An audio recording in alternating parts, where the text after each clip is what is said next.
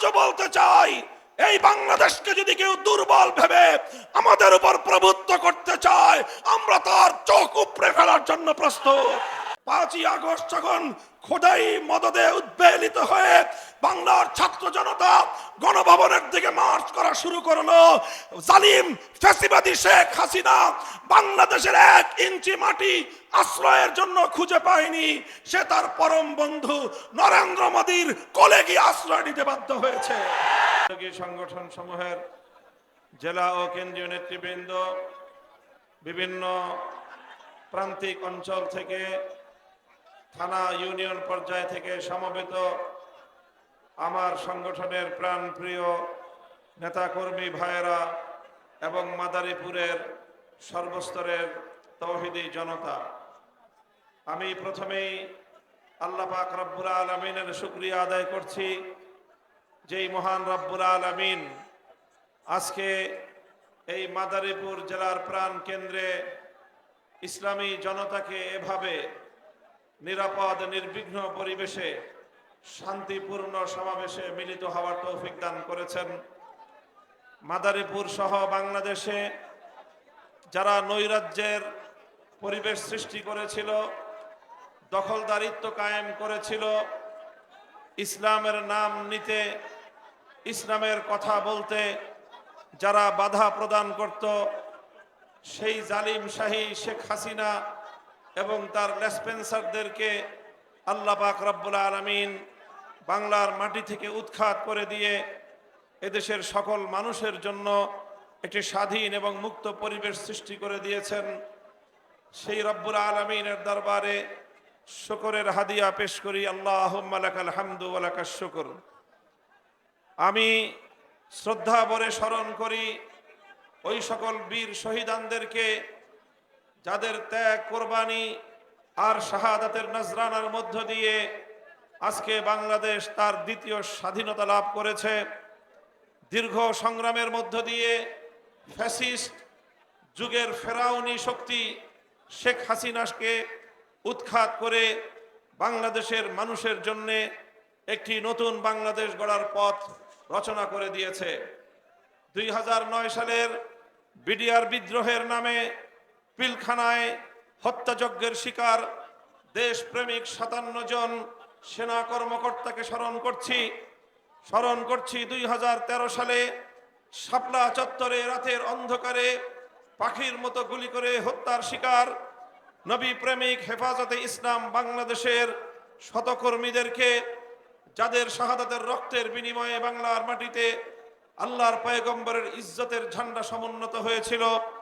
স্মরণ করছি সেই সকল কোরআন প্রেমিক জনতাকে, আল্লামা সাঈদীর বিরুদ্ধে যখন মিথ্যা মামলার নাটক সাজিয়ে মৃত্যুদণ্ডের রায় ঘোষণা করার পর কোরআনের প্রেমে উদ্বেলিত হয়ে বাংলার প্রত্যন্ত অঞ্চল থেকে যারা কোরআনের পাখির মুক্তির দাবি নিয়ে রাজপথে নেমে এসে শাহাদাতকে আলিঙ্গন করেছিল। স্মরণ করছি 2014, 15, 16 সালে একতরফা নির্বাচন ঠেকাতে গিয়ে, বাংলাদেশের মানুষের অধিকার রক্ষা করতে গিয়ে বিরোধী মত এবং পথের যে সকল নেতাকর্মীরা গুম, খুন আর হত্যার শিকার হয়েছিল। স্মরণ করছি 2021 সালে স্বাধীনতার সুবর্ণ জয়ন্তী উদযাপনের সময়ে মুসলমানদের রক্তে রঞ্জিত গুজরাটের কসাই নরেন্দ্র মোদীর বাংলাদেশে আগমনের প্রতিবাদ করতে গিয়ে হেফাজতে ইসলাম বাংলাদেশের যে সকল নেতাকর্মী শাহাদাত বরণ করেছিলেন। স্মরণ করছি আজ ওই সকল ছাত্র জনতাকে যারা 2024 সালের জুলাই এবং আগস্ট মাসে ফ্যাসিবাদের বিরুদ্ধে চূড়ান্ত লড়াইতে অবতীর্ণ হয়েছিল। সকল ভয় ভীতিকে উপেক্ষা করে আবু সাঈদরা যখন বুক পেতে দিয়েছিল জালিমের বুলেটের সামনে, জালিমের বুলেটের আঘাত আবু সাঈদের বুককে ঝাঁঝরা করেছিল ঠিক, কিন্তু আবু সাঈদকে পরাজিত করতে পারেনি। মৃত আবু সাঈদ, শহীদ আবু সাঈদরা জীবন্ত আবু সাঈদদের চেয়ে অনেক বেশি শক্তিশালী হিসেবে বাংলাদেশের মানুষকে উদ্বেলিত করেছিল। টেকনাফ থেকে তেতুলিয়া পর্যন্ত ফ্যাসিবাদের বিরুদ্ধে আন্দোলন, বিদ্রোহের দাবানল ছড়িয়ে পড়েছিল। আর এভাবেই অকল্পনীয়ভাবে ধারণাতীতভাবে বহির্দেশের ভিনদেশী শক্তির এজেন্ট হিসেবে বাংলাদেশের ক্ষমতার মসনদকে জবরদখলকারী 15 বছরের স্বৈরাচারী যুগের ফেরাউন জালিম শাহী শেখ হাসিনা বাংলার মাটি থেকে পালাতে বাধ্য হয়েছিল। সেই সকল শহীদানদের রুহের মাগফিরাত কামনা করি এবং তারা যে উদ্দেশ্যে, মহৎ উদ্দেশ্যে বৈষম্য বিরোধী একটি ইনসাফপূর্ণ সমাজ গড়ার যে স্বপ্ন দেখেছিল, সেই স্বপ্ন বাস্তবায়নের দৃঢ় প্রত্যয় গ্রহণ করছি। সংগ্রামী সাথী ও বন্ধুগণ, আমি আপনাদেরকে একটি কথা স্মরণ করিয়ে দিতে চাই। স্বাধীনতা অর্জন করা যতটা কঠিন, স্বাধীনতা রক্ষা করা তার চেয়েও বড় কঠিন। বাংলাদেশের মানুষ 2024-এর 5ই আগস্টকে দ্বিতীয় স্বাধীনতা দিবস হিসেবে আখ্যায়িত করেছে। আগস্ট বিপ্লব বাংলাদেশের মানুষের স্বাধীনতার বিপ্লব। আগস্ট বিপ্লব বাংলাদেশের মানুষের মুক্তির বিপ্লব। আগস্ট বিপ্লব স্বৈরাচারী এবং ফ্যাসিবাদের বিরুদ্ধে নিপীড়িত নির্যাতিত জনতার বিপ্লব। আগস্ট বিপ্লব ছিল একটি সুন্দর সুন্দর সমৃদ্ধশালী ইনসাফপূর্ণ বাংলাদেশ গড়ার বিপ্লব। কাজেই আমাদেরকে যে কোনো মূল্যে এই বিপ্লবের সুফল ঘরে তুলতে হবে। যে কোনো মূল্যে এই বিপ্লবকে ব্যর্থ করে দেওয়ার সকল ষড়যন্ত্রকে রুখে দাঁড়াতে হবে। এজন্য আমি অতীতের তিক্ত অভিজ্ঞতা আপনাদের সামনে তুলে ধরতে চাই। 1971 সালের রক্তক্ষয়ী এক মুক্তিযুদ্ধের মধ্য দিয়ে বাংলাদেশ স্বাধীনতা অর্জন করেছিল। বাংলাদেশের সেই স্বাধীনতা শুধুমাত্র 9 মাসের মুক্তিযুদ্ধের ফসল ছিল না, বরং এই স্বাধীন বাংলাদেশের অভ্যুদয় একটি দীর্ঘ সাম্রাজ্যবাদী শক্তির বিরুদ্ধে লড়াইয়ের একটি সফল পরিণাম ছিল বাংলাদেশের স্বাধীনতা। বাংলাদেশ ইতিহাসের এক অনন্য নজির স্থাপনকারী বাংলাদেশ, যে দেশ তিনটি আধিপত্যবাদী সাম্রাজ্যবাদী শক্তির বিরুদ্ধে লড়াই করে নিজের দেশের স্বাধীনতার সূর্য ছিনিয়ে এনেছিল। বাংলাদেশের মানুষের প্রথম লড়াই, প্রথম সংগ্রাম ছিল ব্রিটিশ বেনিয়ার সাম্রাজ্যবাদ বিরোধী শক্তির বিরুদ্ধে। বাংলাদেশের মানুষের ব্রিটিশ বিরোধী সেই সংগ্রামে হাজী শরীয়তুল্লাহ, নেসার আলী ওরফে তিতুমির রহমতুল্লাহ আলাইহি সহ ফকির মজনু সাহরা, এভাবে বাংলার মাটিতে মুসলমানেরা জিহাদের মধ্য দিয়ে ইংরেজদের বিরুদ্ধে আন্দোলন এবং সংগ্রামের মধ্য দিয়ে বহু শাহাদাতের রক্তের বিনিময়ে ইংরেজ সাম্রাজ্যবাদী শক্তিকে দেশ থেকে বিতাড়িত করেছিল। বাংলাদেশের মানুষের দ্বিতীয় লড়াই ছিল কলকাতার দাদাবাবুদের আধিপত্যবাদী মানসিকতার বিরুদ্ধে এক সংগ্রাম। যখন বাংলাদেশ, এই পূর্ববঙ্গের মুসলমানরা যখন মাথা উঁচু করে দাঁড়াবার প্রয়াস চালিয়েছে, এই পূর্ববঙ্গের মুসলমানরা যখন তারা তাদের জীবনের মানের উন্নয়ন ঘটাবার জন্য তারা উদ্যোগ গ্রহণ করেছে, পশ্চিমবঙ্গের সাম্প্রদায়িক রবীন্দ্রনাথ ঠাকুরের নেতৃত্বে বাংলার মুসলমানদের বিরুদ্ধে ষড়যন্ত্র পরিচালিত হয়েছিল। বঙ্গভঙ্গের মধ্য দিয়ে নবাব স্যার সলিমুল্লাহরা যখন এদেশের মুসলমান এবং এদেশের সমাজ ব্যবস্থার উন্নয়ন ঘটাবার প্রয়াস পেয়েছিলেন সাম্প্রদায়িক শক্তি নিয়ে, তখন রবীন্দ্রনাথরা সহিংস আন্দোলনের মাধ্যমে এদেশের মানুষকে দাবায় রাখবার চেষ্টা করেছিল। 1947 সালে আমরা কলকাতার আধিপত্যবাদ থেকে মুক্তি লাভ করে স্বাধীন বাংলাদেশ তৈরির প্রেক্ষাপট রচনা করেছিলাম। এরপর 1971 সালে চূড়ান্ত লড়াই করেছিলাম আমরা পশ্চিম পাকিস্তানের খান পাঠানদের বিরুদ্ধে। আমরা যেভাবে ব্রিটিশ বেনিয়াদের আধিপত্য মানি নাই, আমরা যেভাবে কলকাতার দাদাবাবুদের আধিপত্য মানি নাই, একইভাবে আমরা পশ্চিম পাকিস্তানের খান পাঠানদের আধিপত্য মানি নাই। আমরা পশ্চিম পাকিস্তানিদেরকে বলেছিলাম, আমরা তোমাদের ভাই, তোমরা আমাদের ভাই, কিন্তু পশ্চিম পাকিস্তানিরা বলতে চেয়েছিল আমরা তাদের দাস, তারা আমাদের প্রভু। আমরা বলে দিয়েছিলাম আমাদের প্রভু একজন, তিনি আরশের মালিক আল্লাহ রাব্বুল আলামিন। এই জমিনে আমাদের বন্ধু আছে, কোনো প্রভু নাই। আজও বলতে চাই, এই বাংলাদেশকে যদি কেউ দুর্বল ভেবে আমাদের উপর প্রভুত্ব করতে চায়, আমরা তার চোখ উপড়ে ফেলার জন্য প্রস্তুত।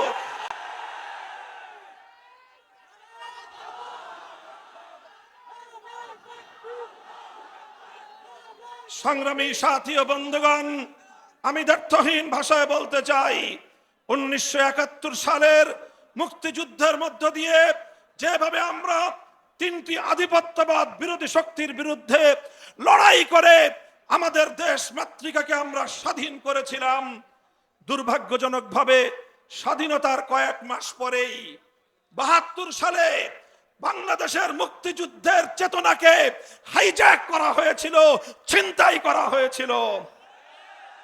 দেশের মানুষের সেন্টিমেন্ট, দেশের মানুষের অভিপ্রায়, দেশের মানুষের চাহিদার বিরুদ্ধে একটি ভিনদেশী রাষ্ট্রশক্তি আমার বাংলাদেশের উপর একটি তাদের দেশের এজেন্ড বাস্তবায়ন করার জন্য, তাদের দেশের এজেন্ডা বাস্তবায়ন করার জন্য একটি প্রেসক্রিপশনের মাধ্যমে 72-এর সংবিধান বাংলাদেশের মানুষের কাঁধের উপর চাপিয়ে দিয়েছিল। আজ সময় এসেছে 72-এর সেই সংবিধান, 72-এর মুক্তিযুদ্ধ বিরোধী চেতনাকে বঙ্গোপসাগরে ভাসিয়ে দেওয়ার। আমরা স্পষ্ট ভাষায় বলতে চাই, 71-এর চেতনাকে যারা হাইজ্যাক করেছিল, 2024 সালের দ্বিতীয় স্বাধীনতাকেও সেই শক্তির দোসররা আবার ছিনতাই করার জন্য মাঠে নামার চেষ্টা করছে।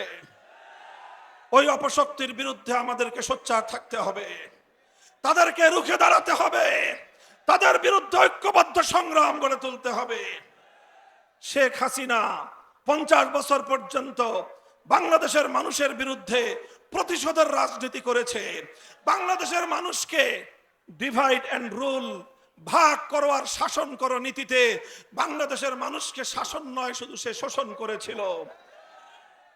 আজ 2024 সালে শেখ হাসিনার সেই ভাগ করার, বিভাজনের রাজনীতিকে প্রত্যাখ্যান করে ছাত্র জনতা রাজপথে অভূতপূর্ব ঐক্য তৈরি করেছিল।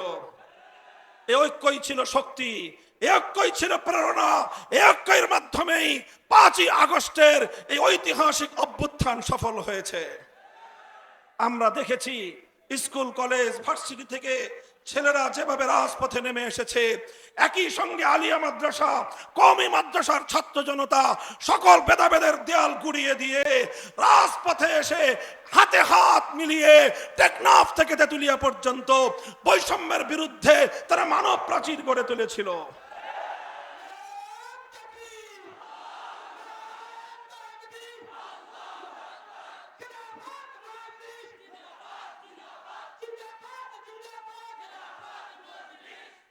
সংগ্রামী সাথী ও বন্ধুগণ, আমাদেরকে কথাটা মনে রাখতে হবে, 2024-এর আগস্ট বিপ্লবের প্রধান বৈশিষ্ট্য ছিল এই, আমরা দেখেছি ঢাকা সহ বিভিন্ন বিভাগীয় শহর এবং বিভিন্ন জেলা শহরের রাজপথগুলোর চিত্র। আমরা দেখেছি আমাদের স্কুল, কলেজ, ভার্সিটি, মাদ্রাসার ছাত্ররা ঐক্যবদ্ধ হয়ে আন্দোলন করছে, সংগ্রাম করছে, স্লোগানে স্লোগানে আকাশ বাতাস মুখরিত করে চলছে। যখনই নামাজের সময় হয়ে গেল, সঙ্গে সঙ্গে একজন ছাত্র দাঁড়িয়ে রাজপথে আল্লাহু আকবার, আল্লাহু আকবারের ধ্বনি তুলে বাংলার আকাশকে মুখরিত করে তুলেছে। আর একজন ইমামতি করেছে, যেই রাজপথে তারা এতক্ষণ সংগ্রাম করেছিল, মিছিল করেছিল, স্লোগান তুলেছিল, সেই রাজপথের উত্তপ্ত পিচ ঢালা পথকে জায়নামাজ বানিয়ে আল্লাহর দরবারে সিজদায় লুটিয়ে পড়েছিল। আর সেই নামাজের পরে দুহাত তুলে ফ্যাসিবাদের বিরুদ্ধে আল্লাহর কাছ থেকে তারা সাহায্য কামনা করেছিল। অতঃপর আমার আল্লাহ যখন সাহায্য করলেন, 5ই আগস্ট যখন খোদাই মদদে উদ্বেলিত হয়ে বাংলার ছাত্র জনতা গণভবনের দিকে মার্চ করা শুরু করলো, জালিম ফ্যাসিবাদী শেখ হাসিনা বাংলাদেশের 1 ইঞ্চি মাটি আশ্রয়ের জন্য খুঁজে পায়নি। সে তার পরম বন্ধু নরেন্দ্র মোদীর কোলে গিয়ে আশ্রয় নিতে বাধ্য হয়েছে।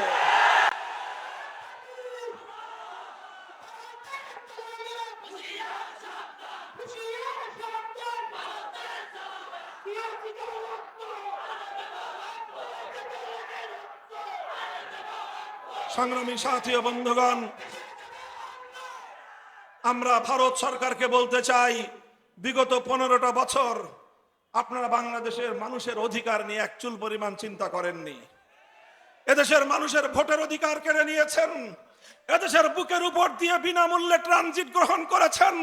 আমার বাংলাদেশের প্রত্যেকটি অভিন্ন নদীর মুখে বাঁধ তৈরি করে শুকনো মৌসুমে বাংলাদেশকে মরুভূমি আর বন্যার মৌসুমে বর্ষার মৌসুমে বানের পানিতে বাংলাদেশকে ভাসিয়ে দিয়েছেন।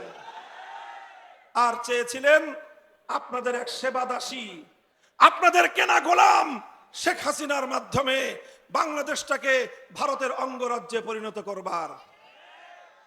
এখন বলবো শুভবুদ্ধির উদয় হোক, দৃষ্টিভঙ্গি পাল্টান, দৃষ্টিভঙ্গি পাল্টান। বাংলাদেশের সঙ্গে সমতার ভিত্তিতে বন্ধুত্বের হাত বাড়িয়ে দিবেন, আমাদের পক্ষ থেকেও সমতার ভিত্তিতে সদাচরণ পাবেন। আবার যদি আমার বাংলাদেশের আভ্যন্তরীণ বিষয়ে নাক গলাবার চেষ্টা করেন, সে নাক আমরা কেটে ফেলবো।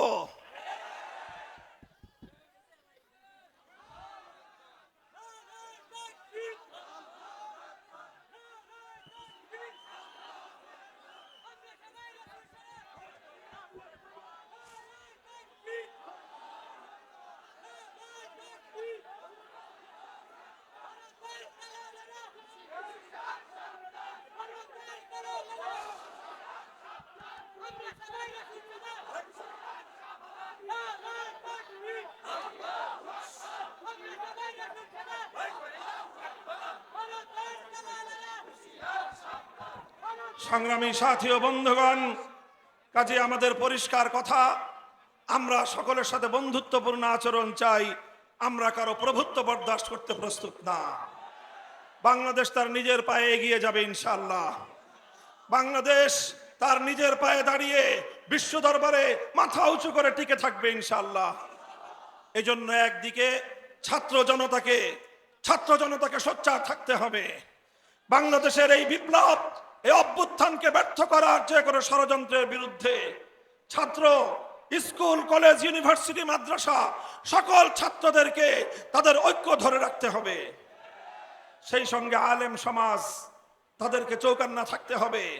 ছাত্র সমাজকে বলবো, তোমরা আলেমদের কাছ থেকে পরামর্শ নিয়ে, তাদের দিক নির্দেশনা নিয়ে তোমরা তোমাদের গতিপথে এগিয়ে যাও, মঞ্জিল পর্যন্ত পৌঁছে যাও। কোন অপশক্তি ইনশাআল্লাহ তোমাদের ক্ষতি করতে পারবে না। আখেরি পয়গাম, আমরা একটি বৈষম্য মুক্ত, ইনসাফপূর্ণ সমাজ গড়তে চাই। কথা ঠিক না বেঠিক? পূর্ণাঙ্গ ইনসাফ, বৈষম্যহীন সমাজ গড়তে হলে মানব রচিত কোনো তন্ত্রমন্ত্র দিয়ে সম্ভব নয়। সেজন্য প্রয়োজন আল্লাহর জমিনে আল্লাহর প্রতিনিধিত্বের রাজনীতি বাস্তবায়ন করতে হবে। আল্লাহর প্রতিনিধিত্বের রাজনীতিকে বলা হয় খেলাফতের রাজনীতি। আপনারা সকলেই আল্লাহর প্রতিনিধিত্বের রাজনীতি, খেলাফত ব্যবস্থার দিকে আপনাদের জীবনপণকে, আপনাদের জীবন যৌবনকে কোরবান করতে প্রস্তুত আছেন? বাংলাদেশ খেলাফত মজলিস, বাংলাদেশ খেলাফত যুব মজলিস সহ সকল সহযোগী সংগঠনগুলোর ব্যানারে আপনাদেরকে ঐক্যবদ্ধ হয়ে খেলাফতের এই সংগ্রামকে, ন্যায় এবং ইনসাফপূর্ণ সমাজ গঠন করার এই আন্দোলনকে সামনের দিকে এগিয়ে নিয়ে যাওয়ার জন্য উদাত্ত আহ্বান জানাচ্ছি।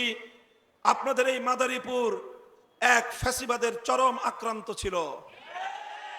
সেই আক্রমণ আল্লাহ পাক উৎখাত করে দিয়েছেন। এখন সম্মিলিত উদ্যোগে এই মাদারীপুরের অগ্রযাত্রাকে অব্যাহত রাখতে হবে।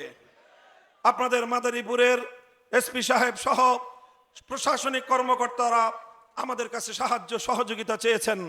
আমি আপনাদেরকে বলবো, এই মাদারীপুর যেন শান্তিপূর্ণ উপায়ে সামনের দিকে তার পথ চলা অব্যাহত রাখতে পারে। প্রশাসনের যে কোনো ভালো উদ্যোগকে আপনারা সহযোগিতা করবেন ইনশাআল্লাহ। আলেম সমাজ, এই যে দুর্গা পূজা আসছে, এই পূজাকে কেন্দ্র করে কোনো পরাজিত, ঘাপটি মারা, পতিত শক্তি তারা যেন নতুন করে কোনো সাবোটাজ করতে না পারে। আওয়ামী লীগের রাজনীতি ছিল রাতের বেলায় কালনাগিনী হয়ে সংখ্যালঘুদেরকে ছবল মারত, দিনের বেলায় ওঝা হয়ে ছাড়তে আসতো।